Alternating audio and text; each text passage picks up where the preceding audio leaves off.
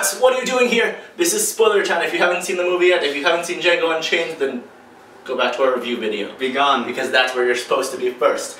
But if you have seen the movie and you have seen a review, then this is us talking about things that we didn't want to talk about to spoil the movie for those who haven't seen it yet. Because that's what this segment is for.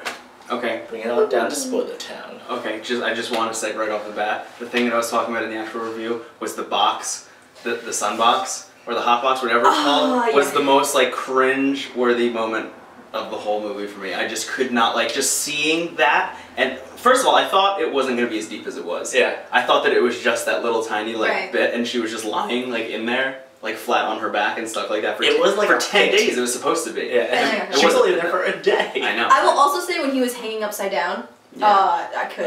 So that's your most cringeworthy scene. What was yours? Most cringeworthy scene, I will have to say the slaughter at the end. It was just so much blood. It was too much for me. It was too much. But we all have very different cringeworthy scenes. The most cringeworthy scene for me, this is really random, was the Mandingo fighting scene. Oh god. I will too. Watching that Mandingo fighting scene was brutal. It was awful. Watching that guy and then just hearing the other guy on the ground, I was like, I literally need to walk his eyes out and stuff. I need to walk out because I cannot handle this. It was heavy. And throughout the entire film, I was like, there's so many scenes that could be that moment for me. Like the dog scene. I thought that would be a big one for me. I didn't even watch that.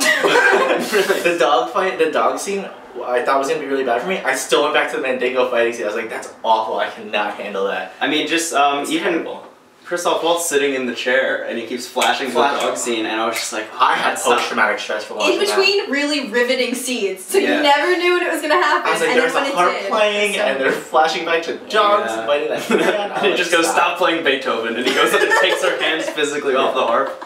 Oh, what a great moment. When we said spoiler time, we literally mean spoiler time. Yeah, I mean, we're really just going all out, but it needs to happen. What did you guys think?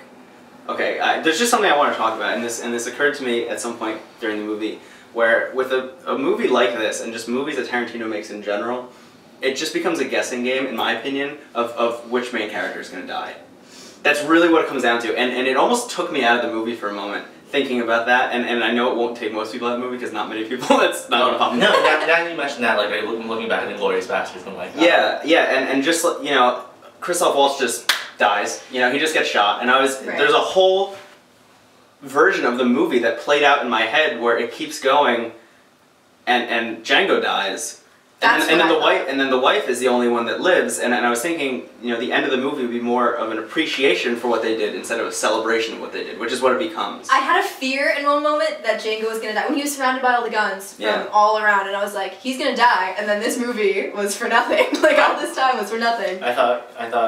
I forget. Hildy. I literally thought that right after he gave up that they were gonna shoot her, and I thought that was gonna be the thing. I was like, oh, that's what I mean. That's what I mean. Django becomes unchained. And